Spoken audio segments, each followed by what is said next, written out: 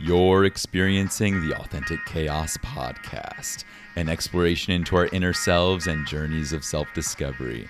I'm your host, Vahagan Yarnosian, and joining me today from New York City is Tessa Heeran. Welcome, Tessa. Welcome back. Yo. Yes, it's great to be here.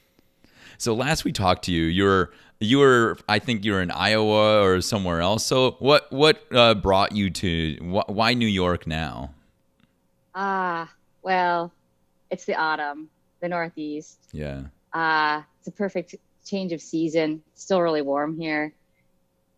I love New York City because it's a city that has so much history and so much people all over. I don't think you are hardly ever alone here. Yeah. And I like that. I feel like a little fish swimming around. There's something very beautiful about the rhythms and the flow of people in New York. There's so many people on the sidewalks and the streets everywhere. And everyone just like gets within this close of each other, but no one runs into each other. You just keep flowing around. Yeah. It's amazing. Like getting in and out of the subway stations, everyone just like biking around. It's like mountain biking. You're just like obstacle, obstacle, obstacle. You're just like, Yeah. it's It fun. it is kind of amazing how we can live in such highly dense environment situations, like packed subways or with like multiple channels and flows of people going to and from like their trains to and from different platforms. And it's like there isn't, you'd expect there to be like more crashes, more like people running into each other, but surprisingly we're really good at like knowing our place in space well enough to like dodge people. Yes, and everyone does it without making any kind eye contact. Yeah. It's amazing. You don't even look at people. You're just like, we already know who's gonna yield here. Whenever you meet someone, it's just like you just know. Yeah, it's almost like another sense, like because there's one thing to be aware of yourself, but you also kind of have to be aware of like the flow of people around you and like what Yeah, direction, like how people are moving to move along with them, and they kind of sets your speed. yeah. It's fascinating how much like everybody doesn't give a fuck about what anyone else is doing, Yeah, but you but have to you know at are. the same time to get through them. Yeah, Yeah. I mean, you may not give a fuck about what they're doing, but you do implicitly kind of do care about what they're doing because you don't want to run into them. Yes. It's this beautiful like hive mind thing. It reminds me of when those birds do that formation where they're like whoosh, Oh whoosh, yeah, like with the in the big flocks sky. of birds that like do all these random, yeah. It's like that. And it's so unique because I mean, I think other cities, because they're more like car centric, like you just don't have that many people on the streets or like flowing Oh, around so in true. such close proximity. I was in Denver last weekend, or 2 weekends ago. Yeah, and I felt I had that same reflection on Denver because like my girlfriend and I, we were like walking around, and it felt so empty. We were like, where are the people? Where are the people hanging out? Like we checked out Hmm. various In their places. cars. They're hanging out in their cars because the city is full. Even the downtown is full of like 6 lane one way roads, and so like most people, the minute I saw that, I was like, this is double the width of like any street in Seattle. So this is a car city. It really is. It's a real turn off about that city. It's a beautiful city, but it's just Yeah, like, it's such a shame because there's so much art, there's so much creativity, there's mm, so much of this push, this desire to like mingle and have community, but I feel like it's just difficult logistically to do it.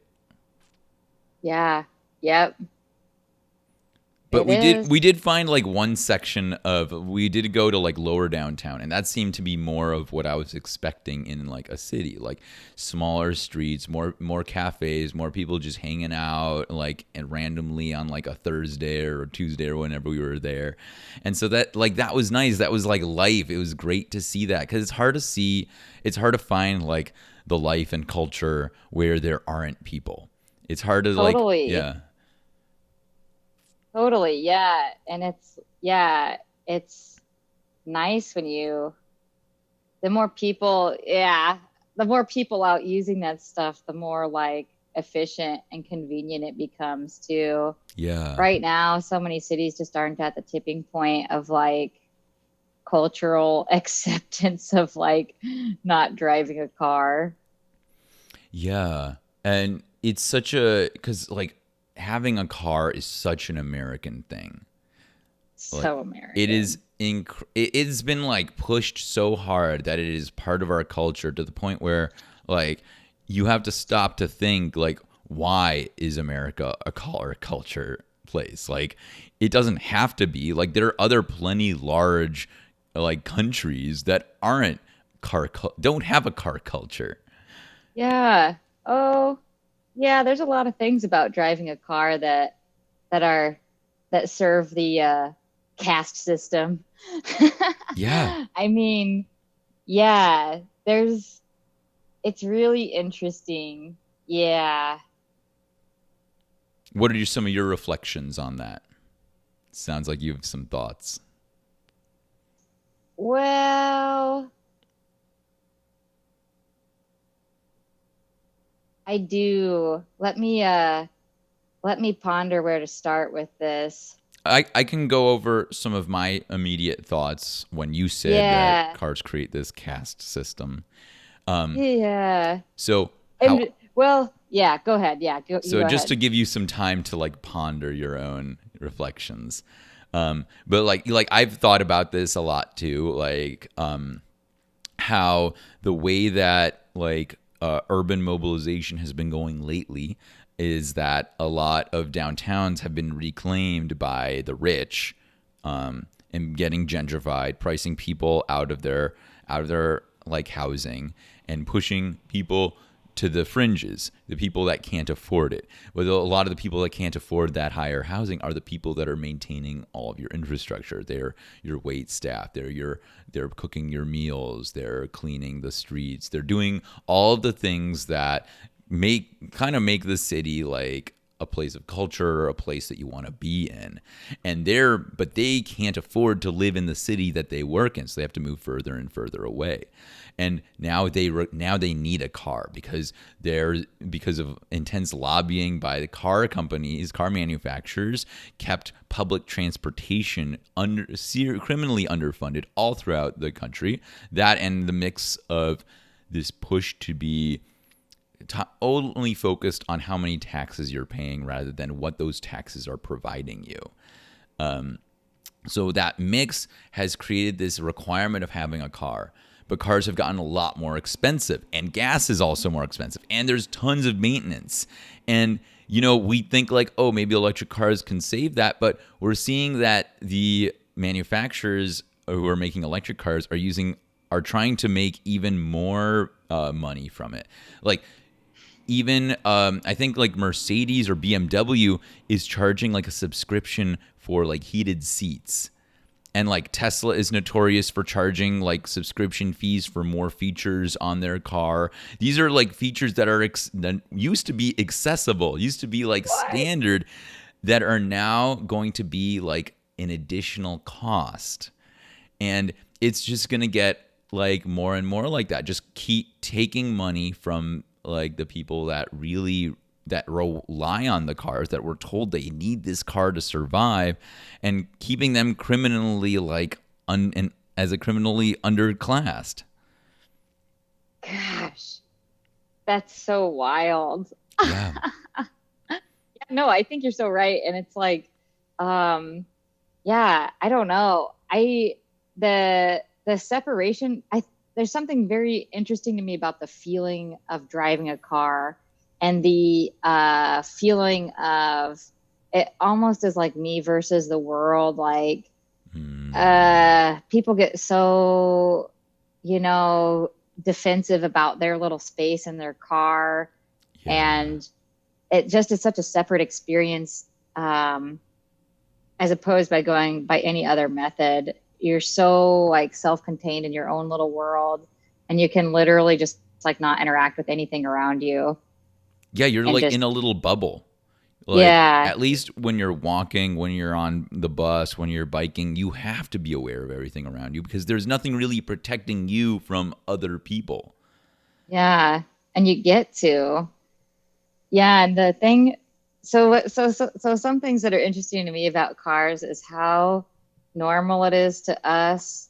I think, as far as like, so this is kind of related to my work in health services research and disability research. Hmm. But the whole divestment in transportation, as you pointed out, is like it exacerbates like, challenges for people who are low income to get around places, to do anything you want, to go to the grocery Yeah, store, to go to the gym, to go to the park, to do to live your anything, life. to live your life, to be in the community is harder. So it just creates this isolation for people who don't have cars. And it's especially bad for people with disabilities. And specifically in the field that I work in like mental health and intellectual disability, there is no uh, environmental infrastructural accommodation like that we've done with the American with Disabilities Act, as far as curb cutouts, like having buses that lower down and have like wheelchair ramps, Yeah. like for physical disabilities. There's nothing like that for mental disabilities, and it's just like Hmm. that's even more isolating and confining, and it makes things worse for everybody's health. But anyway, yeah. So something that's interesting about cars, I think, is how normal it is, how much destruction and danger and threat cars pose. Oh my God, Like yeah. Like every tens time of I thousands see of like people die a year from like car yes, accidents. yes. And one of the things that, politically people have been pointing to with our problem with mass shootings and guns, everyone's like, guns have taken over as the number one killer of, people aged 15 to 26. They Hmm. took over from cars. Yeah. Yeah. So it's like, it was really normal when cars were the number one killer. But now that it's guns, it's like, oh shit, we got to do something. And I'm like, okay, what about the number two killer, cars still? It's Yeah. just like every time I see like a slow children play here sign, or those signs that are like, drive like your kids live here, it's this normalization It's like of how like, much tragedy like had to be done inflicted on these communities for them to even like try to do stuff like that. Yeah.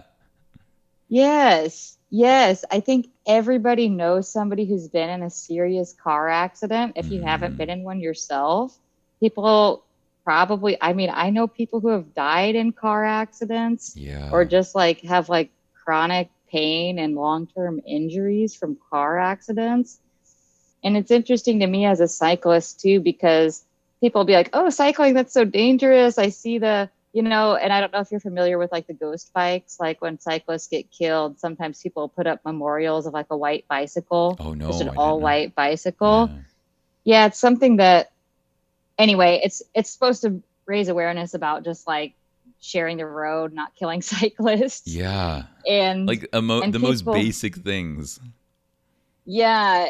And people see that and they're like, oh, I'm scared to cycle because, like you could die. And I'm like, yeah, you could. And you can also die in car accidents. Like it's not Yeah. even noteworthy. Like that just happens on a daily basis. It's not even news. Yeah, it's like just standard. Yeah. It's like something that we've just socially accepted. It's so acceptable. It's just like, that's just the cost of doing business. Yeah.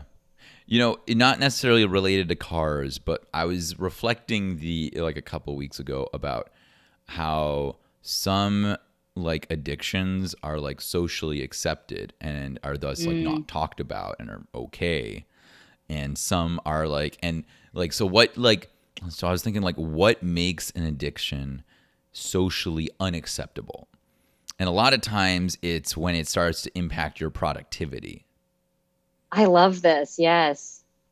And so and you could say like people get addicted to their cars. Like you said, like You get so isolated from people. Like I've seen people who are normally very like calm and quiet like get into like admit that they've had road rage. Like road rage is a very common thing among people you wouldn't expect, and maybe maybe there's Mm-hmm. something behind it, but like something about these cars, like it like triggers our brain, and like we feel good when we're in it. We want to like drive. It feels good to drive, but then we get so angry and we take everything so personally. Someone goes into our lane ahead of us, and we're like, that asshole, like how dare they should have known I was here. Totally. It brings out the worst in us. I get road rage. I barely ever drive, but when I do, I'm just like, get the fuck out of my And you're way, like you a very stupid chill bikes. person. I can't even imagine you with road Oh rage. yeah. Oh yeah. I hate the cyclists, the pedestrians. Everyone's just like out to get me. Yeah. Yeah. You know, It's crazy. on cars, before we move to other topics, so I wanted to mention that. So my cousin lives in San Francisco, and she moved to San Francisco from Flint, Michigan, and she got rid of her car when she moved to San Francisco, and she was really glad that when she did it, not because like it's a pain in the ass in San Francisco, it is, but also mostly because she found it difficult to really like she found it unsettling to try to to really feel for the car, like because when you're driving, it's an extent your car is an extension of you are not taking up the space that you're normally used to taking up. You're taking Mm. up like much more space, and you're much more massive now, and you have much more potential potential for impact and potential for damage. And I feel like a lot of us aren't even familiar with ourselves, like the bodies that we currently take up, and aren't aware of the space that we take up. So how can we expect a majority of people to really understand how much space they're taking up in a car, and like really understand what that means to now be this multi-ton metal machine? Coffin. Yeah, yeah, it's sometimes it can be a coffin when you're not careful, and it's easy not to be careful when you don't really understand, like when you don't really like intuit in your heart, like this is an extension of you. Right. Right. It doesn't feel that way. Yeah. Yeah. Yeah. It's interesting that just the feeling, I don't understand it, but it is just like this entitlement that it's just like, yeah, this is my road now. Yeah, yeah, yeah. It's I want where does the in is the where does the entitlement come from? Is that like a part of that whole like American dream, manifest destiny kind of idea, or is this like a cross cultural thing? Do like people feel like this in other countries about cars? I don't know. Yeah, I don't know either. It would be interesting to ponder. Yeah. Yeah. So I you've been don't in New know. York, Cars which are is God here. so like you've been in New York lately, which is historically a less of a car city. So how is that felt? Oh, it's cool, you know? I mean, actually, I think counterintuitively, this city is like amazing for every other type of transport. You know, people always have this vision of New York that there's all these cars honking at each other in the streets, just like traffic jammed up Hmm. for miles, you know? And it's really not like that. Not in Brooklyn, at least. Manhattan's kind of a shit show. But there's a ton of bike activism and history here, and of Yeah. course like transportation, like public transportation. It's a it's an engineering marvel. And I think the thing about here, so there's this whole like perpetuating thing that happens with public transit, and that like when a lot of people use it, the system's better, it's safer. In a lot of cities, it's really only a certain population. I don't, you know, people who are not doing well, you know, just to paint that picture, maybe they smell bad, maybe they're talking to themselves, maybe, they're just kind of out of sorts. These are the people that you encounter on public transportation in a lot of cities because nobody else uses it. And it's just kind of like, as a writer, it's like you get these negative experiences reinforced and you're kind of like, I don't like being on the train. It's kind of gross and weird. Like, and here it's just like every type of person you could ever imagine is on the train. Like Yeah. every, age, gender, race, class, like everybody's on the train, and it's like just way more pleasant. It feels safe. It feels good. The trains run every 5 minutes. It's awesome. And I feel like being exposed to that, like so many diverse people all at the same time, is like a really good way to reinforce ideas of empathy and like that. Hey, even if everyone looks different, even though we're all living our own lives, like we're all people, we're all sentient, we all like are deserving of love and kindness. Yes, yes. It's very simple. Just having that little like public exposure of just like I'm sharing space with a bunch of random people. Yeah. To just do that on a daily basis, it has some kind of effect. Yeah. Yeah. And this kind of segues into another thing. So something I've been thinking about. So, it's no surprise to most of us living in America that, like, the uh, the general sense of the economy isn't feeling that great. Like people are being squeezed with inflation. People are getting laid off. Houses are like like unreasonably priced. Like no one can really house themselves affordably. And I've been noticing some like concerning trends in all of this that like as the pain is being put on people financially, where like empathy seems to be taking more of a back seat in like average people's minds. I have some quote some like little clips that we I can put up if we want to do some of those first for the Authentic Chaos podcast.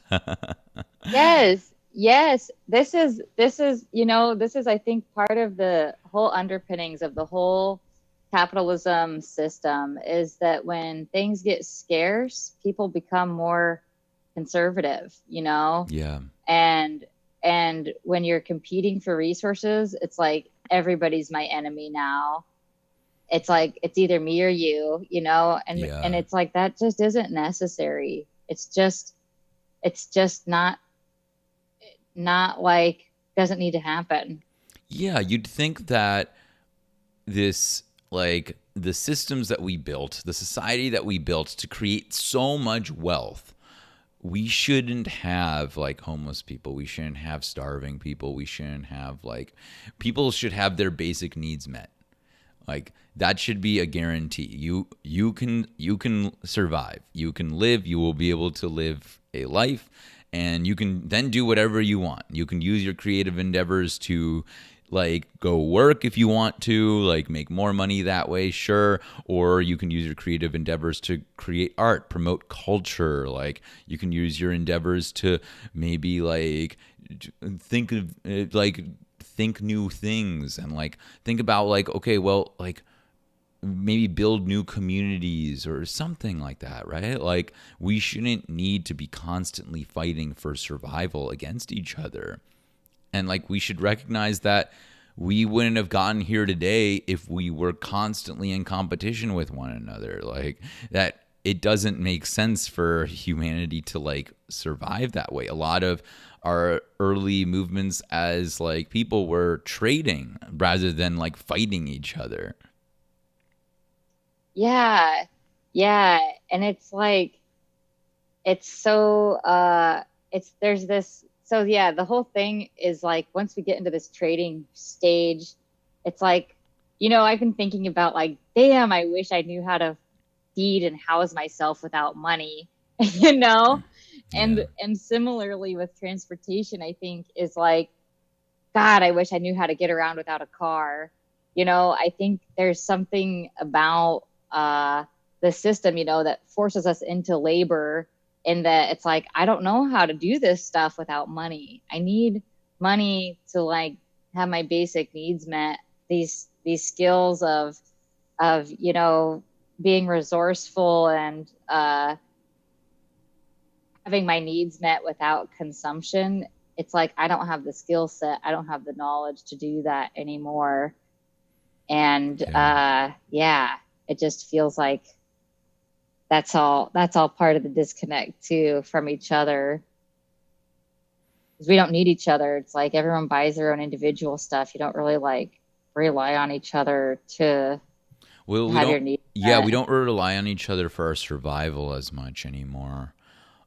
So I feel like because of that, it's we need to find other reasons to really connect, and maybe that's where we start to having, and maybe that's where we need to start thinking about like more of the like more empathetic reasons to connect, like connect because like you don't know who, like the strangers in your life could become the most important people in your life. And like the maybe either a reason to connect is that your life will be more enriched because of it. You'll find a deeper connection with your community, and maybe that's not a like one of our core individual needs, but maybe one day we will realize that this is a core need for our mental health. Like a lot of our needs we know about are for our physical health, but we haven't really figured out what the equivalent needs are for our mental health. Yes, and the whole state of everyone's psyche in the country is so fragile, and it's getting to be so like pervasively like at a population level, like everyone's just kind of experiencing like either financial strain, which makes everything harder. Like this is, I think, part of the stigma behind like mental health is like it's so associated with just like not making ends meet. It's almost just like a Yeah, it's almost yeah, directly linked to poverty, or like it is. in It in our literally in our is. minds, or at Yeah. least in our media. Like I feel like, and maybe that's like one of the addictions that I mean, media is for sure an addiction that like we consume and is socially accepted. Like this constant Yeah. stream of oftentimes very reactionary information telling us, like stoking our like anger, stoking our fears, and like driving us up apart. Like we judge people for not being able to make ends meet, and like we believe in the US especially that, oh, they're on the street probably because of something that happened in their life. They made choices, they made got them to where they are today. Like when it doesn't have to be that way, like at all. Like I've like my friends and I talk about, like, Seattle has a lot of homeless people, right? And one of my friends asked me, like, he was like, "Oh, you should interview one of them because I'd just be really interested in seeing like what their life story is, like how did they get there?" And I'm like, I could probably tell you, like, it's usually medical debt, or they got addicted to opioids during the period where like every doctor was prescribing a bunch of opioids for any chronic pain whatsoever, and then when they stopped doing that, you moved to heroin, or you got hooked on sugar and got addicted to this high fructose corn syrup that got you into the diabetes state, and then, oh, you didn't have health insurance and now you're on the street because you had all this medical debt. And it's just like there's so many very easy ways to get into that position that people fear. And I think that's where a lot of the fear comes from. Not that, oh, this is a different species of a person, like, and they could attack me at any moment. Because oftentimes, like, at least in Seattle, a lot of the homeless are very like they're just doing their thing. They're just trying to survive. Trying to sleep, trying to They're be trying to safe. sleep. They're not trying Yeah. to like cause you trouble. They're not like trying to harbor any ill will toward you. They're just focused on their own survival. And so I think the fear is more that it is a constant reminder that if the situation turns out poorly for us, we could be in that situation. If we lose our jobs, if we got into serious debt unexpectedly, we could be in that same exact situation. And what I fear is that, like, as inflation has been eating away at like people's savings, and people have been putting more and more money into like credit cards and debt and racking up debt and like auto loans, especially. We were talking about cars, and during the pandemic, cars got insanely expensive, especially used cars. People were paying Uh-huh. like twice, maybe even three times what they normally would be, and they still had to, because they needed to go to work. And it was, and who had to buy these cars? It was the people who had to go into their work, which is like first responders, like restaurant, like people working at restaurants, janitors, things like that. The people that really can't afford it had to take out these like super crazy loans on cars that are now like completely underwater. Like, Right. and Yes, that money was just spent for no particular value yeah, added. and Yeah. but because of that, I'm worried that if things like get worse, if there is a push, like a shock in the system, a lot more people could be unhoused, and it could be like a real, like, I don't know. It would be like a wild moment for the U.S. Some kind of like moment of reckoning where we have to decide, like, are we okay with this? Are we okay with people actually being unhoused, or do we want to actually do something about it?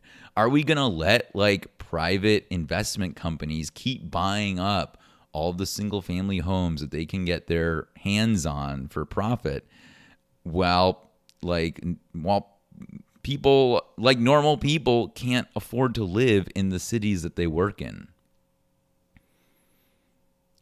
I don't I know. know. I want that moment of reckoning so bad. I I'm think like, we're I, it's I think we're starting to get some of it. Like, if you asked me a couple months ago, I'd say like I don't think this is ever going to happen, but like we're seeing like the working class starting to fight back. Like we're seeing it in like the SAG-AFTRA strikes, the writers' strike and the Actors Guild strikes. We're seeing it in the United Auto Workers. They're like that was putting up, awesome. and we saw it with the UPS, with UPS, with the unions there. They like unions have been like really gaining momentum, and it's really great to see like labor advocacy come and like try to fight for what's right for the workers. And I do have a clip on that too. So I've got a couple of clips. Got a couple clips here. Yes. Since we're talking about this one, let me put this clip up. So the context here is the UAW president was like talking about, we're serious about striking. They're going to hit the big three, and they should, because they've all been doing an insane amount of stock buybacks, which literally provides no value for anyone but the capital holders. None whatsoever. And this is the reaction from Jim Cramer at CNBC. All right, let's share it. Okay, can you see it? Yes, it's loading. Yes. Okay.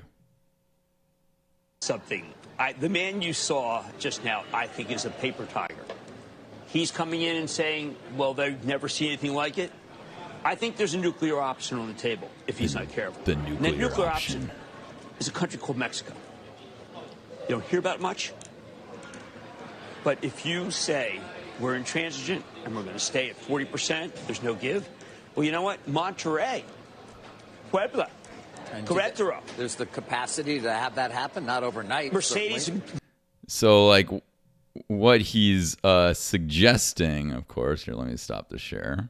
What he's suggesting, of course, is that, okay, well, if the workers want, like, if they want salary raises, if they want like benefits, you know what? The automakers should just say, like, you know what? Screw American labor. We're gonna go to Mexico. Yeah. And that's That's their prerogative, and they're totally going to do it. Yeah, because like this is class warfare. This like where Mm-hmm. what we're experiencing and what we've experienced like for decades is just class warfare. But the working class hasn't really been considering it as class warfare because the capital class did a really good job of splitting the working class into segments. Lower income, like things like middle class, upper class, lower class.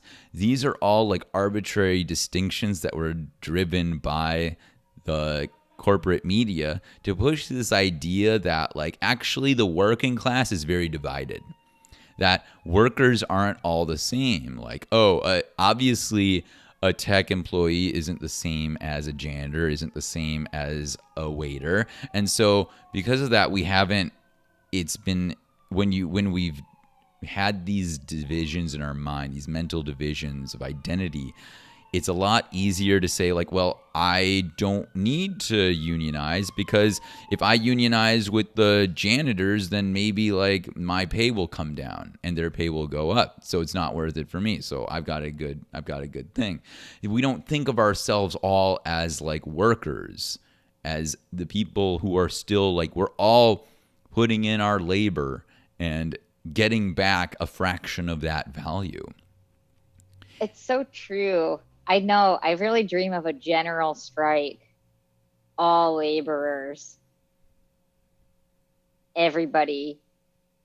And I think we should do it for some of the things that are so crucial to everybody. I want universal strike for universal benefits, health care, paid vacation, legalize marijuana. Like maternal and paternal care. Yeah. Yeah. Time off, Yeah, like paid leave. It's like ridiculous. It's so bad. And I'm just like, how long can we wait for politicians to care about this? Or like, I don't know. I don't know how it's come to a point where we can't trust our representatives to do these like things that are so basic for like the population's health. Honestly, it's in their best freaking interest to have a healthy labor pool. You know? yeah, you'd think that, right? Like it makes sense to me that you'd want the people to be as like healthy and happy as possible, to be constantly like getting like higher skilled labor, and like, it's better for the economy in the long run. But here's where but that's, I feel like capitalism has a very short-sighted mindset because Yeah, it just grinds people down. yeah, I mean, because the incentives are to make as much money now as possible because like we don't know what's going to happen in the future. And like, you could say politicians are like, yeah, they are upholding to to who they represent, but also they make a lot of money from like the capital class through lobbying, which is basically just sanctioned bribery.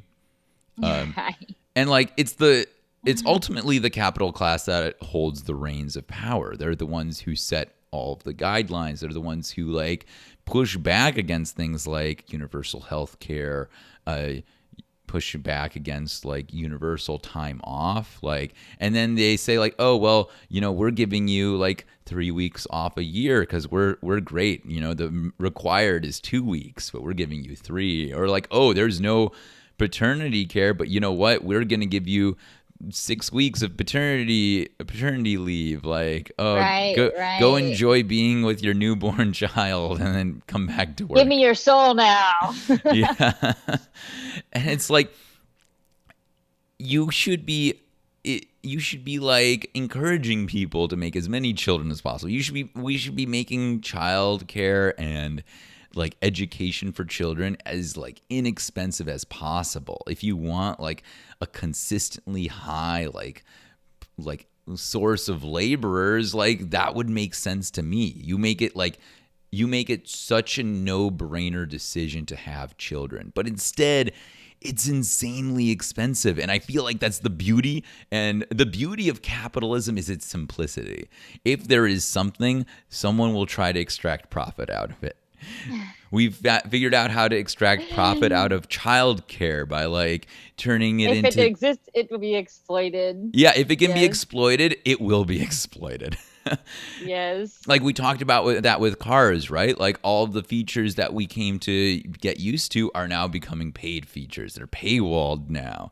And like, at what point do things about like our education start getting paywalled? I mean, they kind of are in a way in like terms that like since property taxes fund a lot of education facilities, which is ridiculous. Not a good model, no. Yeah. But yeah, it's like, sorry, I kind of And then Yeah. you don't even want to get into this with me as far as the whole like forced pregnancy thing going on Whoa, too. what's Because this? well, You mean like via right, abortion the abortions. restrictions. Yeah. It is basically forced pregnancy. Yeah. And it's a total economic deprivation thing. It's like, you're gonna have to take care of this kid, and you will never have a savings account again. Whatever if whatever it is, whatever the situation is financially for people, but it's just a way to keep people in debt. I mean, And it also makes it a personal problem. Like, oh, it's your fault. You got pregnant. You don't have enough money for it. You should have thought of that ahead of time. Like, it's taking all these things that used to be more of like social considerations and are turning them into very personal, making it always very personal. Like, oh, if you didn't like succeed, or if you are in poverty, it's not because of some system. Oh, obviously it's not because of like institutional barriers. It's because of your personal failings. You didn't work hard enough. Definitely wasn't a guy's fault. Yeah. Yeah. In a lot of cases, like the things that you were used to, like we used to have like pension plans in the US. That used to be a common thing for workers. And now it's like retirement is such a burden on people that I read an article today that was about forced early retirement and the dangers of it. And it's like, oh, if it was like a warning to people, be like, oh, in case you get into forced early retirement, which is a really fancy way of saying you got laid off. In your 50s. Yeah, and you got laid off in your 50s. That's what they mean. So and because of like a lot of the ageism in our like hiring, in our like recruitment, like, oh, you got laid off. No one's going to want to hire you because they know you're going to be retiring soon, so they're not going to try. And you're going to be expensive. Yeah. Yeah. Oh, yeah. There's Because of health insurance cheaper. and life insurance. Yep. So they're not going to want to hire you. So that late in career, like you just get paid more. So they're just like, yeah, we can find an intern that'll do this job for a quarter of the price. Yeah. And it's just like, so something that should be as like people look forward to retirement, or like people have in the past looked forward to retirement, right? Like, oh, freedom from work, blah blah blah, which I think is a terrible way to view life, but because then it's all in the context of work. Everything is in the context of work. But besides that, on this whole like forced early retirement thing, it was like, oh well, you might not have enough money to retire at this point because you didn't plan for this. And it's like everyone is telling you like all this. Like I read a lot of financial news because I find it interesting, and I find it interesting how people are like interpreting things. And people are like, oh well, the best thing you can do is save for your retirement. But like retirement is constantly becoming more and more expensive. And like I followed communities like the financial independent retire early movement and things like that, where people are trying to make as much money as they can, live frugally, and retire early. But a lot of people like that either fail because then costs rise too fast, or they get into medical debt, or they find that their life has no meaning outside of work because they focus so hard on work that they didn't figure out what they want out of life. They their entire lives on something that they were told was fulfilling them, but really they were just fulfilling the needs of the company. It was fulfilling for their managers, it was fulfilling for the capital class, but it wasn't fulfilling for them. Like, who is on their deathbed and says, I'm so grateful for the time I didn't spend with my family and instead spent writing all of those reports because it made my billionaire CEO a couple $100 million. Right? I know. I yeah. Yeah. It's sad. And I mean, I think the worst part about this whole, like, it's literally the best years of your life. Every year of your life is the best years of your Right. life, but like particularly to not have time until you're 65. Probably for us, it's going to be more like 72 Yeah. is the projected retirement age. Um, because of, just like not having enough money to live, to think about that and being like, oh, now I can do what I want, travel the world. You have less energy. You have less health. Like Yeah. you're going to be feeling all of the things that you sacrificed for all of those years working. Like now it's like, oh, I I don't, yeah, just living this like sedentary life of, I really want to also get back to the acceptable addictions Oh yeah, conversation yeah. We can do that after this. Yeah, yeah. and the Happy to way talk that about it. television is an acceptable addiction, coffee and sugar, caffeine. These are all things that help either productivity and or keeping you kind of just like numb. Yeah. Caffeine is an interesting one for me because it's like there is some like I don't know if it's psychoactive, but like you do get a buzz from it. Like Oh yeah. I don't drink much. I don't drink much coffee. I always try to drink coffee after I've had like a full meal, like usually after lunch if I'm gonna drink it. But like, because if I drink it on an empty stomach, I feel just that caffeine buzz, and I'm like, how do people like concentrate on this? It just feels like a cacophony in my mind. Yeah, it's a something that, it's kind of interesting, right? It's like it's something that is like it is the right effect for the right brain chemistry. It's like the difference between like, overusing or misusing like ADHD pills if you don't really have ADHD. It has a different effect. And I think that like part of the way that caffeine and coffee habits work is like you have to be unfunctional without it, like you're so used to functioning without caffeine. And then it's like for me as someone who drinks coffee every morning, it's like I'm just like waiting for that caffeine. I need it to like Yeah. stimulate my day, so I can be productive. Yeah. And then it's like, okay, so also acceptable addictions include like alcohol. Like that's something that's like a substance that's totally acceptable to use, like casually.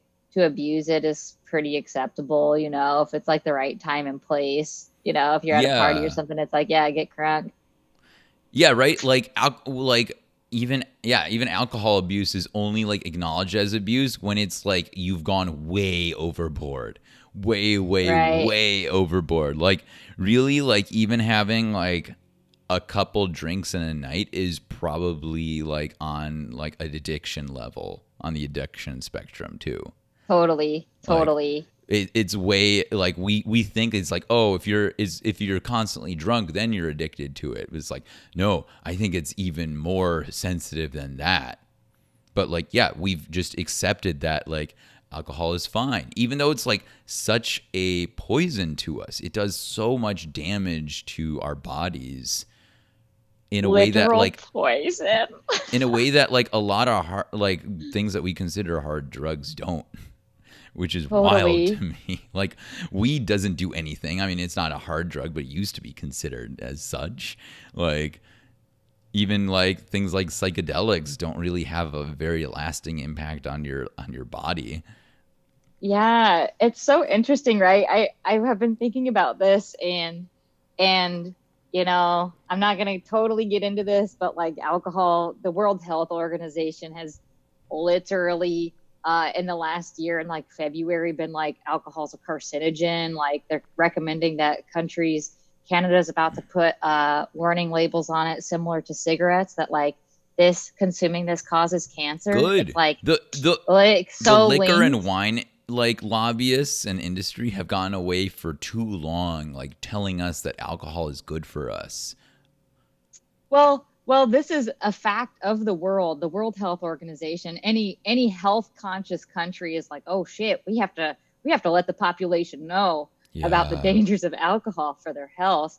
America's like, no, nah, no. We're gonna just kind of keep this one under wraps. That's all right. Yeah, because there's too much money to be made. Like It's there's an industry around this that is very lucrative. So of course it's going to be an accepted like addiction. It's everything. It's Yeah. everything. Our country runs on it. Any kind of community social gathering. I think it's really funny to think about all the people who've like offered to buy me drinks or how this is a really acceptable way to like approach someone. Be like, oh, hi, can I buy you a drink? And it's like, are you trying to fucking kill me? Like, it's just, it's just weird, Yeah. It's like every like major event, it's like alcohol's involved, like, Yeah, and or it like makes people people are like, spend "Oh, more money, buy more stuff. let's go hang out." Obviously it's going to include drinks. Yeah. Oh man. I think there are some other like addictions that we don't recognize. Like you can get it easily addicted to dopamine rushes. Like people that How do you get do that? like love to do like extreme sports or like high adrenaline things. Uh, Like it's easy to get like because like you get a dopamine rush during these and it feels so good, but it's really easy to get addicted to that dopamine and require like higher and higher levels. So like that's why like doing the same things that you used to can sometimes feel like kind of dull after a while because you're like, oh, mm, I don't get that same feeling. So you keep chasing that rush and like doing more and more intense things, or maybe just the things that don't cause you that rush of dopamine just feel like more bland and less interesting to you. totally. I've always thought that about people who are like into like extreme sports. Yeah. Like I'm like if you didn't have as much money and access to that sport as you do, you would totally be a drug user. Oh yeah. Like the same like kind of right like the like yeah the need for that stimulus and like seeking that like that thrill seeking like experience seeking. I think I kind of have it a little bit. Yeah. Yeah. I mean, and I want to stress to you and to the audience, like, we should change how we view disease. I think, addiction. I think there's been a lot of, like, for years we have considered addiction as like a personal failing, but I think we're starting to understand it more uh, as I think a disease or something like that. Something less to do with you and more that it's an affliction that you're having right now. It's not our fault that we get addicted to sugar. It's not our fault that we get addicted to screens. Like how many of us are glued to our screens? I walk around and I see like people on their phones all the time, and it's not any of their faults. It's because like the a lot of these companies, the incentives aren't to maintain the public health. Their incentives are for you to consume their products as much as possible. And what better way to get you to consume than to manipulate you to get addicted to it? Oh, totally. Totally. I think it's so funny. I used to work on this project with the school district and they were talking about how like how bad screen time is for kids and how like how to limit kids on their phones during school. And I just Yeah. like looked around the table and I'm like literally like everyone has their phone like literally in their hand or right in front of them. And I'm like, I wonder where these habits are coming from. Like, why would kids be on their phones all the time? That's so strange behavior for them. I'm And interested. everybody can see it in them, but they can't see it in themselves, you I actually know? was having a chat with some friends about like screen time with children. And maybe do you have any more context on like what is the impact of like raising children on like phones and tablets? Well, I mean, I think it's the same impact for us as far as like sedentary time, like isolation, or just kind of having this like narrow worldview, not having as much like interaction, face to face interaction, except that kids' brains are more plastic. And so their like neurons are getting wired to be more like getting their dopamine from the Mm. screens instead of like face to face interaction. Yeah, that's what I was thinking too. Because like, yeah, when kids are growing up, their brains are like taking up all the information they can and trying to like develop as they know to survive. And so yeah, Yeah. maybe that's it. They like learn to Attention yeah, span. yeah, yeah. I was thinking about memory too. Like I was reading a book about like the Polynesians, and they were an oral culture, so they didn't have a written language. They weren't literate, but because in oral cultures, because you can't write down your memories, you have to remember your memories, and Mm, they memorized things in terms of chance. They memorized a lot of things, but they organized the information in a sequence as a chant. It's kind of like if I asked you what is the 12th letter of the alphabet. You probably would go through your head and say like A, I might B, use my C, D, fingers. E, F, G. Yeah, but you couldn't just like know it immediately, like access it in your memory. It's in your memory bank, right? You know you Right. could access this information, but the way that we've stored the information is through a chant of the alphabet. Right. Right. Right. And that's how like our minds are, that's how oral cultures were able to store a lot of information. And because that's what they grew up with, they had such great memories because that's how their brains learned to understand things. But now I see the danger of like using our phones to like supplement a lot of our fact finding or our memory and things like that, is that it teaches our brain that we don't need to do a lot of that. We don't need to focus on one thing for any long period of time, because I'll just swipe on my phone and now I've got a new thing. I don't need to remember core memories, because I can just take a video of it and then like Totally. look at the video later.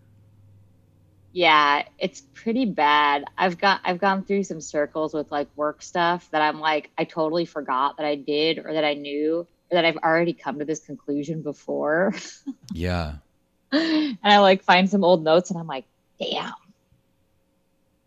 And so here's a reflection I had um, a couple of weeks. No, it was last week. I was doing some like deep meditations, and I had this reflection that it was actually I had some shrooms involved with it too, so that may have helped with the reflection. But I was reflecting that where are we in space? Like, how do we understand ourselves, like in the most literal sense? And I think a lot of it is that everything we perceive, even about ourselves, is from the literal context of where our eyes are and where our mind is. Like, probably this section of us, like the prefrontal cortex, the visual cortex, this is how we understand our concept of self. This is how we understand our place in space. Because of that, how do we so if we understand how we understand ourselves is located in our mind, how do we understand our body that our brain has been put into? A lot of it is through like the signals that our body sends up. The nervous system sends signals from various sensations through our central nervous system to our brain to acknowledge. And how our brain understands these signals is how we ultimately understand our body. How many of us run into situations where we have strange aches and pains, strange sensations in our belly, or weird feelings in our back and our knees, and we're like, I don't know what that is. And why? But like, but isn't it crazy that we don't know what that is? Like, we live in these bodies. We've lived in these bodies for however many years we've been alive. We should know. You'd think we would be completely aware of everything that's going on, but we're not, because we never have to be aware of what's going on. And so, Yes. and that's a key part of the brain too, because there are parts of our brain, like our emotional centers, that some of us are never even learn about and never become familiar with, because they seem so foreign to us. And it's like, why are our feelings, our emotions foreign to us, just like our body is foreign to us? Yes. Yes. I feel like we've talked about this kind of tangentially before, in that this is like the oppressor living inside you, right? Like in your own head, in between your mind and your body, disconnecting yourself from yourself. Like, this is what this amounts to, is like, have we talked about this? I don't know. I don't think so. So let's continue. I'm loving this thought though. Yeah, and the idea, okay, so like if you wanna think back to just talking about how like having like scarcity or like hardship financially, economically, creates stress, it gets you in your head, this can just be like a constant thing. So you're disconnected from your body more at that point, right? And thinking about like food insecurity and how that separates you from your body, and that like you're not paying attention to your body when you're so hungry that you're eating, whatever you possibly can. Yeah. This is part of the problem with obesity, which is not intuitive, is that it's, linked to food insecurity.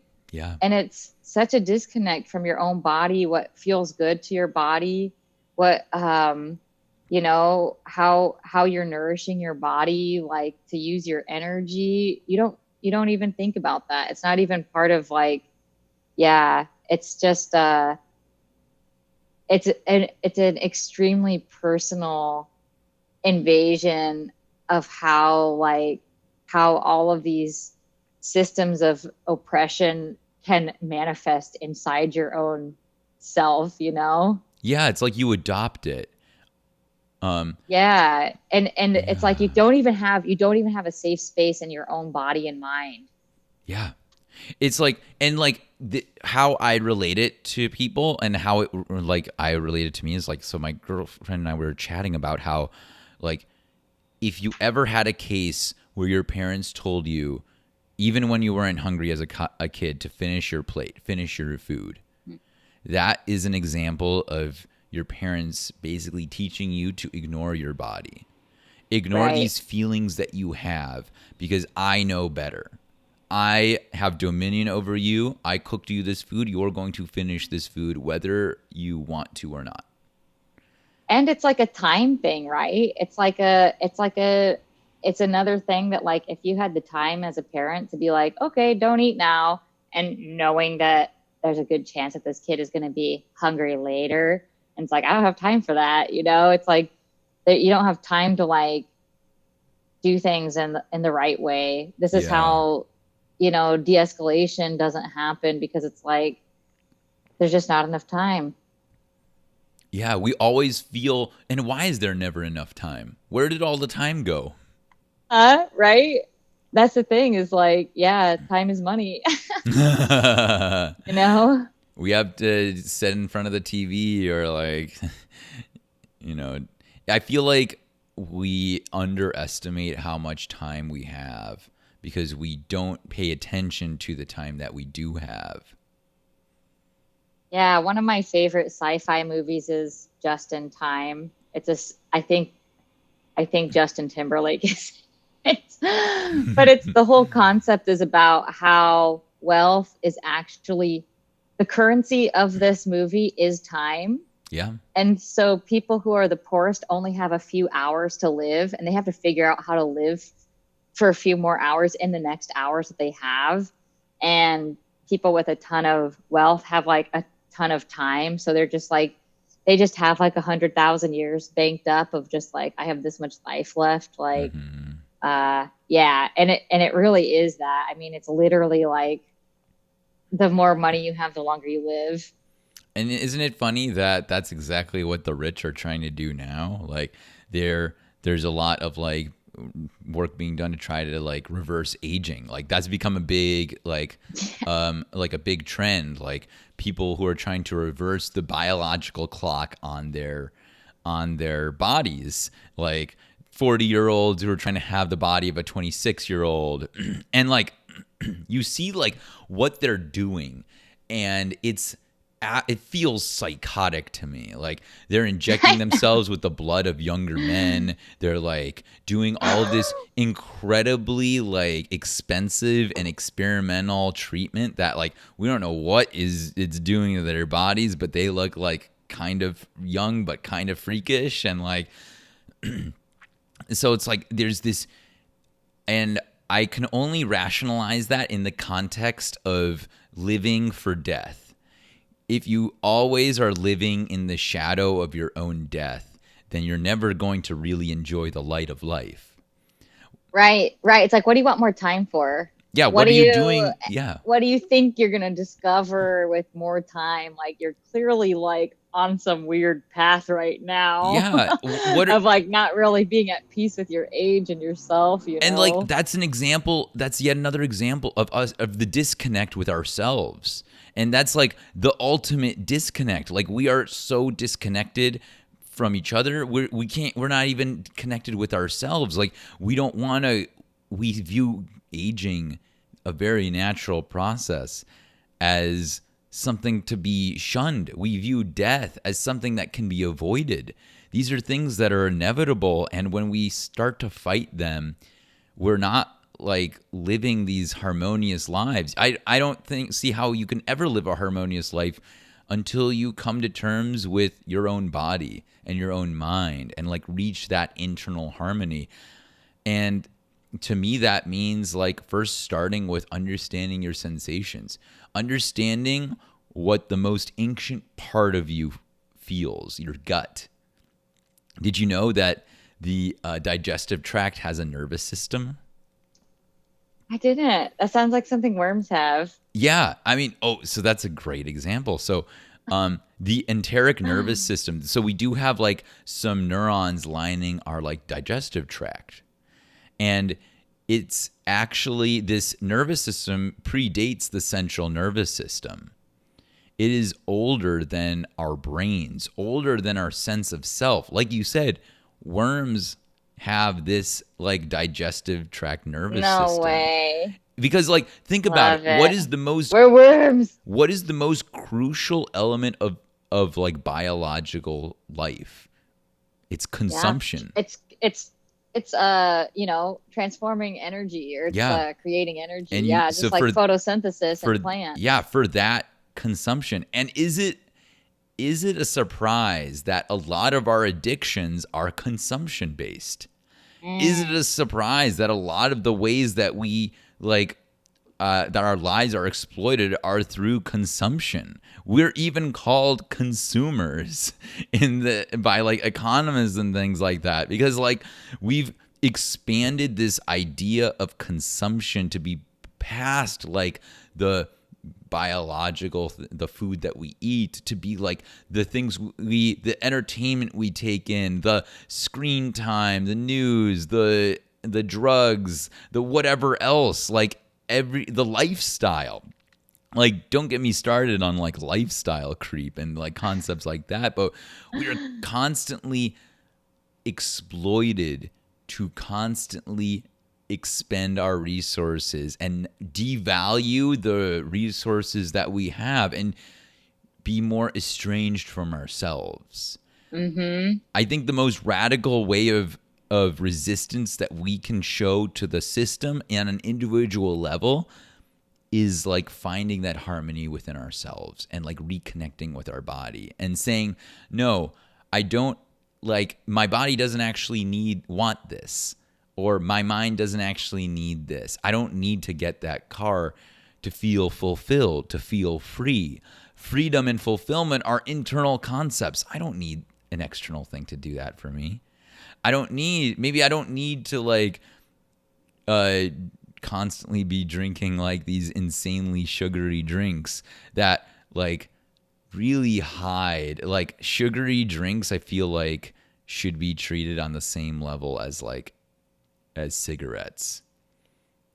They totally should. Cause like sugar sweetened beverages, SSBs, yeah, straight up because like killers. the amount of high fructose corn syrup and sugar that you can put into liquid is absolutely absurd. As someone who's made cocktails, I've made simple syrups. I've seen how much sugar you can put into water. It is absolutely crazy. And like Yeah. these companies that are in control of our food, at least in the US, have this incentive to make our food as addictive as possible, to get us to want to consume it as much as possible. And that means making it as unhealthy for our bodies as possible. Totally. And having us in a state where it's like, I don't even care. I need it. Yeah. You know? Yeah. And you're talking about like food insecurity, and like financial insecurity oftentimes is linked to poverty. And like how, like, once you understand that like the cheapest things at the grocery store are the things that are like the worst for your body, like it's no surprise whatsoever that like that financial and food insecurity lead to obesity. Yes. It's something that is just like, it's a privilege to even reflect on. Yeah, it is. You know, to even have the like time and space and energy to think about it is like totally just like upper crust. I don't even know, you know? I agree. Like I am very privileged that I have the time to like be able to reflect the way I do. I have the privilege that I've like been doing yoga for a long time. So through my practice, I've built a very like deep awareness of my body on like a very literal way. And that's been like very helpful for me to like make some of these realizations. But also I want to use my privilege to help other people recognize that maybe there is this disconnect, and maybe that disconnect is something that is worth investing in. Because if we're not spending our time like understanding ourselves and coming to like an internal harmony, then there are very few things that are our higher priority than that. Like this is the body. We are ultimately with ourselves 24/7. We are the only people that we are constantly with. So why not get to know ourselves as much as possible? Isn't that so crazy? I just like, there's so much of that like learning going on for adults. Like it seems like people are like really learning how to get in touch with themselves, like in a really annoying like consumer way too. I mean, what did you call it? Meditation Oh, or McMindfulness. mindfulness? Yes, it's becoming like marketable to be like more in touch with yourself. Yeah, but it's always in terms of like it's always in terms of like taking small teachings out of mindfulness, extending it really far, and then like bringing it back toward like productivity or consumption or something like that. In fact, I have an article about that we like haven't gotten to, but like if we want, we can like read a couple excerpts from it. Yeah, hit me with it. So I saw this in my news feed earlier today. It's called "What is Monk Mode?" And so even calling something monk mode to me feels like, okay, there's going to be a productivity element to it. And here it is. Monk mode is the new productivity trend that promises to improve your attention span. Here are a few tips on how you can implement monk mode into your work and your life. Okay, cool. Everything has to be about productivity, right? Does it involve moving to Tibet and not talking anymore? Yeah. Oh, did you know you can find some really cheap real estate in Tibet? Oh. Oh, great. I Oh, need to go great. meditate there for a work hiatus so I can come back and get my promotion. So it says monk mode is a new productivity trend that promises to help with an increasingly common scenario surrounded by a sea of screens. You're caught in a world of distractions. Hey, that's pretty similar to what we were just talking about, right? Like the attention spans are like being reduced. But of course, you frantically task switch as your productivity crumbles under the weight of digital chaos. So here we frame the problem. The problem is that you're not productive enough. You're all the screens, all of the results of our massive productivity that we've had in our economy. They're keeping you from being more productive. So that's a problem. We've got to prevent that. So it says, okay, so there's a lot of like things aiming for our attention, right? So one trick is something that social media users called monk mode. And I believe it may be able to serve as a tool to fight off this curse of the TikTok brain. Okay, so what is monk mode? How would you describe it? Monk mode is a productivity approach inspired by the disciplined lifestyle of monks. Its origins trace back to the secluded monastic life where monks dedicate themselves to deep reflection, meditation, and study. In today's fast-paced world, monk mode has adapted as a strategy to help individuals reclaim their focus and mental clarity amid constant distractions. So here we distractions like your family and your health. Yeah, distractions. Yeah. Those pesky things. Proponents argue that by channeling the same principles that guide monks of various faiths for centuries, mindfulness, minimalism, and dedication to purposeful work, monk mode empowers individuals to break free from the digital noise and rediscover their ability to concentrate on what truly matters. But here's a question. This article is all about productivity. So what truly matters? And I was interested. So I was like, okay, well, who's this author? And there's a little bit of it about the author in the bottom. Oh, Akash Shah is the founder and CEO of Windly, an angel investor and a startup advisor. Okay, so a fucking bullshit artist. So it sounds like what's important in life is making things as productive as possible. Okay. So let's look into. Oh, you got to have the coffee in there too. A little shout out to the. Oh yeah, gotta have the coffee. You know, monks are very classic for drinking their coffee. I didn't know if you know this, but it's a very important part of their ritual. You know, who can stay awake to do your meditations without that caffeine? I heard they all watch Good Morning America too. Yeah. They get their news from CNBC, things like that. So, okay, what's a monk mode morning? As a founder, angel investor, and startup advisor, let me try to highlight the paragraph. I found dedicating the first few hours of each morning to monk mode can help you create a powerful foundation for the day, allowing you to tackle your most important tasks with renewed focus and energy. So I will say, I mean, that's what I do during work, during my first few hours. Yeah. I mean, because like clock in. We need to like transition from being asleep, but like.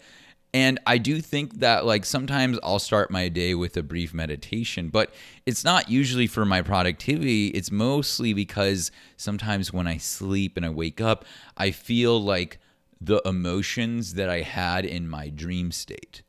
And I want to like kind of reset. So I use my meditation more as a reset, not for the goal of any productivity, but just because to create a little harmony in my mind. Which I feel is a little bit more. That's so selfish. I know that is very selfish, but I mean, technically, these monks are You very are selfish, just right? doing this for harmony and not for your boss. Okay. I know.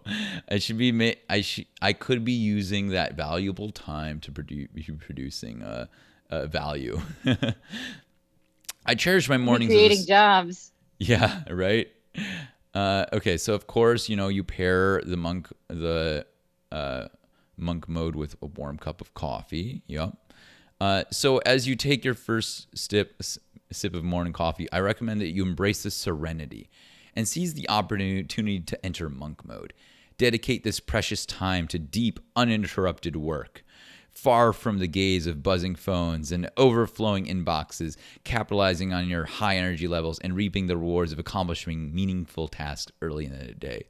So here he's basically showing you the crux of why you should get into monk mode. Because the whole point of monk mode is now you can really get work done. You can do that work done. And it's like even better because it's technically before you got into work. So it's like free work time.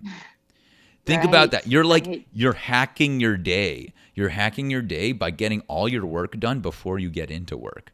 Boom. And then you can go do your meetings and your emails all during the work Yes. hours and then, go to bed. Yes. The work is not the issue. The work, the emails, the inbox, the Slack notifications. I Yeah. saw that one in there and I was like, that's not the problem. You just need to be more mindful and calm about it. And then you got to get around all that shit. Yeah. This actually reminds me of a chat that I had with my old boss at Amazon. She would oftentimes, like in our one-to-ones, be exasperated because and I'd be like, hey, what's wrong? And she'd say like, I'm in constant meetings. Like literally my whole day is full of meetings and all of those meetings come out with action items for me, but I have no time to do the action items. When am I supposed to get any of the work done that I was assigned to do in all of these meetings when the meetings are taking up my full 8 hours? And the answer is monk mode. You do the work in between work. Chill out Chill and out. just Yeah. work. Think of the time when you're eating meals, right? When you're eating dinner, you could also be writing documents.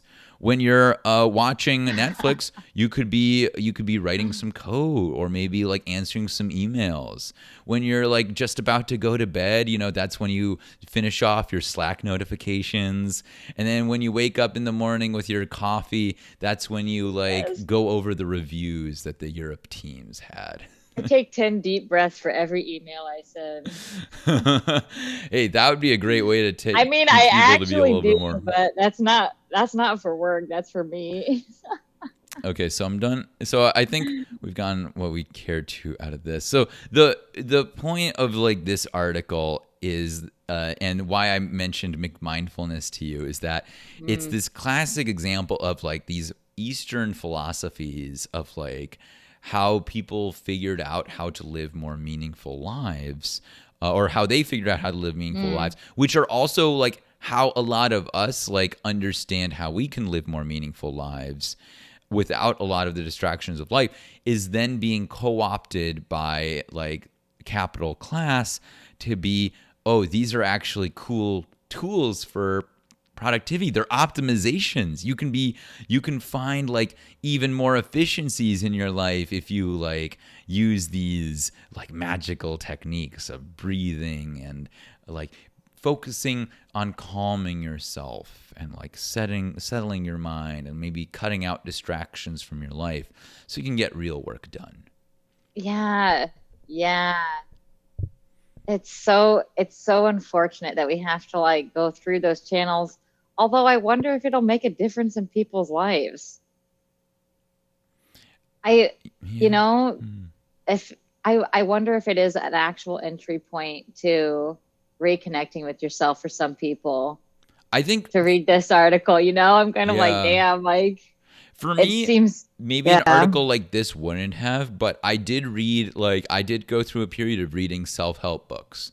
Things like I remember, like effective, highly highly effective people thing, like the seven habits of highly Habits. effective Yep. people, difficult conversations, books around that sort of thing. And like, but I feel like the problem with books like that is that I was unique in that I read enough of them that like I was able, and I was interested in like psychology too. So I was like finding trends within them, finding like the common themes of these more psychological elements that they weren't really talking about, but that they were all kind of dancing around. And I realized that articles like this and like a lot of the self-help books and self-help industry is like taking elements of mindfulness, like taking the results of mindfulness without teaching you the core of mindfulness. Totally, totally. Like, yes, I imagine that, yeah, those habits of highly effective people, I don't think I've ever read it. I am thinking of How to Win Friends and Influence People, though. Oh yeah. It's a very similar concept, though. A lot of it is like, and a lot of the initial things I realize is that a lot of it is like, don't react to the first thing, like take a step, let yourself Totally, settle, then act. totally, which is great advice. And like, as far as like, a lot of it is just about being present, Right. you know? Yeah. And it is like in this way of being like, oh, if you're a good listener, you can really manipulate people to getting what you want out of them. That's where they end up taking it. They're like, oh, if you're really present, then you can figure out exactly what you need to say to like really like make the conversation work for you. And like it's like, okay, Totally. like maybe that's a little exploitative and that's not where I want to go ultimately, but like and I think that that's unfortunately a lot of the takeaways that people take from it. Like a lot of You can people really don't leverage notice it. that humanity connection that you just built. Yeah. And like even the way we talk about social connections is like crazy. We talk about networking. What is networking? But just social connections with people. But it's social connections on like an even more like productivity minded way. Like it's a very transactional connection. I'm only making this connection because you could advance my career one day. Yeah. Yeah. And that's why I like know it. when I find people who are like reading some of these self-help books, I want to challenge them to like look into the philosophies behind them, the philosophies that led these authors to these conclusions, because then you'll see like, and I don't think it's a surprise or an accident that none of these self-help books will really go into mindfulness, because they're trying to like sell you this idea that like they want to sell you this book, they want to sell you this course, whatever. And if they keep you from the very free teachings and the very free like wealth of knowledge that we have on mindfulness teachings, then they can make money from you, they can exploit you. You are a product for them. You are a potential customer. And it's so unfortunate how desperately people really need access to that too. Yeah. And so I say like, so how do you feel that let's end this with some positive action items or something that people could take away to get that better sense of presence or connection with themselves. What do you think is something that's helped you? Mushrooms. I mean, I think it's great, but like there are probably there are other ways too that people could connect. I think some things that I've done for myself is really, so I am a huge proponent of the style of therapy, acceptance commitment therapy, ACT. It's a whole style of living that is very aligned with your value system, and it forces you to identify your values, which is hard. Mm-hmm. And it helps you make decisions purposefully aligned with your values. which makes things easier in life. I think I feel like I'm a little bit more decisive just because I'm like, I know is important to me. Yeah. And so, this is the things that of like self exploration that like if you can really define what's important to you and really be honest about that and be able to get in touch with yourself to a point where it is really true and honest about what is and is not important to you, regardless of what society says is and is not important. It's just, you get to be so happy. Yeah, you really do, because you create this harmony within you. You've Yeah. figured out the priorities in your life that are important to you, because you understand yourself well enough to know what the feelings are of like, this is an important priority. And then once you do it, it's like your whole being is like aligned on this. Yes. Yes. It's something I think about with my finances Yeah. because I'm like not doing anything that's particularly financially a good decision right I now. mean, I'm not same. I'm not like accumulating wealth. I'm Yeah. not like investing in real estate. I'm not like I don't own a house or own things that are giving me passive income. Yeah. But and I feel like I should be, but I'm like that's just not important to me. I like put a bunch of money into my retirement, which is important to me. Not working is important to me. And living my life on a daily basis is important to me. I'm going to Yeah. spend the money I have to do what I want. Yeah.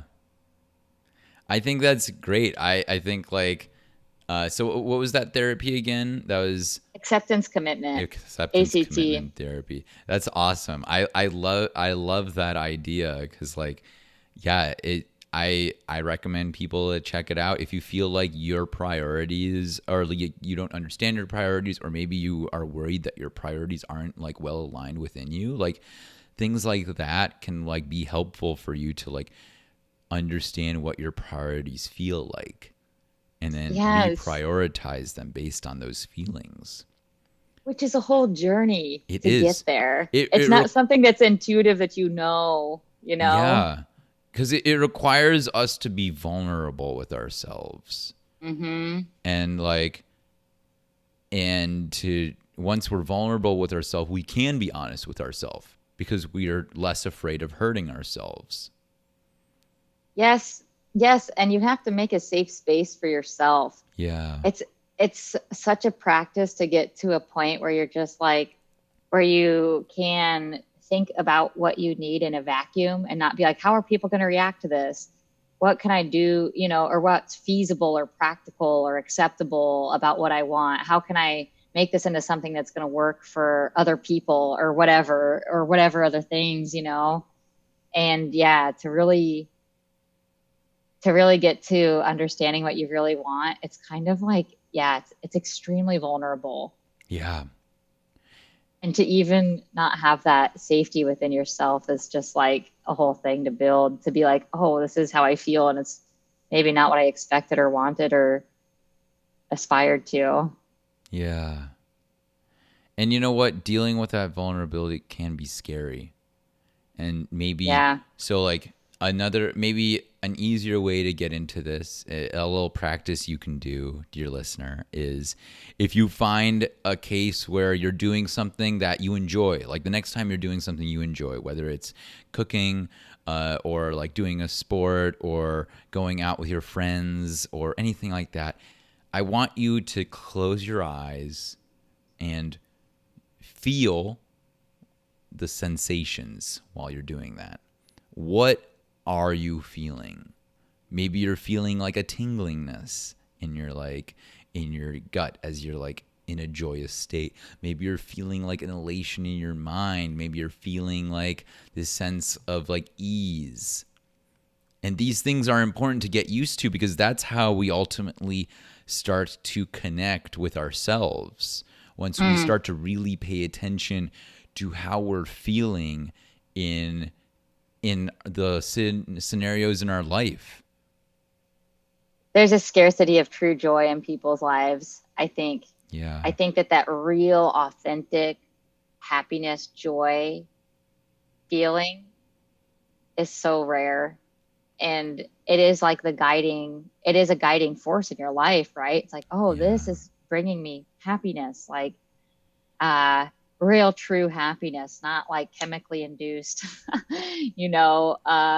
reprieve Fleeting. from Yeah. whatever, Yeah, it's like happiness that doesn't come with a come down.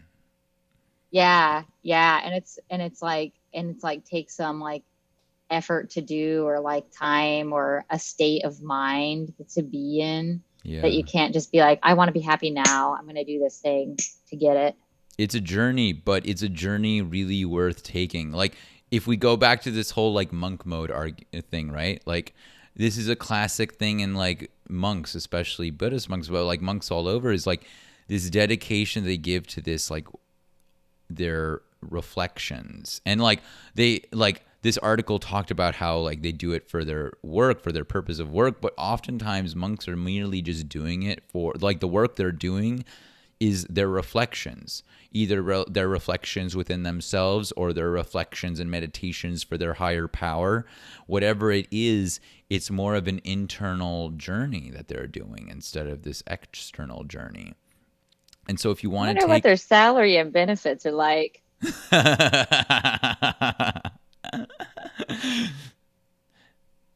Yeah, monks are very notoriously wealthy. I know, I'm totally into it. They gotta have timeshares when they're on Yeah. their off season. And like we can achieve, like there's nothing special, like nothing separating monks from us on like a biological level, right? Like it's not like monks are like a superhuman species. They're just like us. It's just that they focus more on they understand that like they don't know themselves, and Yeah, they're fully cracked. they spend that journey to try to understand themselves. And maybe enlightenment is like reaching this state of harmony. And if that's what enlightenment is, then everyone can attain it. You just have to like start the journey. And I think they're like I said, just noticing your sensations is like a great way to start that journey. Like right now, as an example, I was feeling a little sensation in my lower back, which tipped me that like, oh, my posture was a little off. Gave me a good signal to like tell my core, hey, we've got to support the lower back a little bit more so it doesn't take all of that force. And even now, Right. like I'm feeling like, the heat of the light emanating from me, but I'm also feeling like a general sense of like a nice like headspace, like kind of like my head is in like a very translucent cloud as we're like going through this like lovely space and like exploring like our lives and capitalism and like even these internal reflections. Yeah. Amazing. We live in like these really complex systems, and I think it's a beautiful thing to like explore them. And honestly, I love just like talking in the kind of like fantastical way of this metaphor of what you feel like right now, of visualizing this kind of cloud-like state.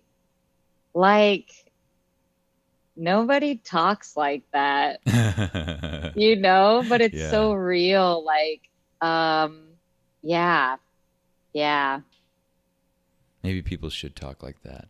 Maybe it's we'd be a it's little bit more real. honest with ourselves if we weren't Yeah. afraid to just use words and like you paint these pictures like that may not make sense to other people, but it's what we're feeling right now, right? Like this wasn't something that I like understood, but like it's kind of just what I felt, and then like I turned it into words that like kind of related to the feeling.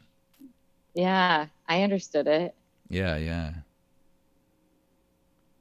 Well, Nice. well, Tessa, this has been a Yes. lot of fun as usual. Great Yeah. We conversations. didn't even talk about the mushrooms. I feel like we always say we're gonna talk about it and never get to it. They're underneath everything. It's Yeah. true. Literally. They're in the ground. Totally. So next time we Yes. could talk about it, because I had some thoughts on sentience that were really Oh, fascinating. So we can schedule another chat to talk about that. yes. I know. I know. You got to tell me about your epiphany. Yeah, yeah, Epiphanies. Yeah. Yeah. I got to go. I got to go too. I got to go yeah. disc golfing. That's where I find my joy. Yeah. Well, thank you again for chatting, and thank you for listening, dear listeners and dear watchers. Thank you for joining us on this journey.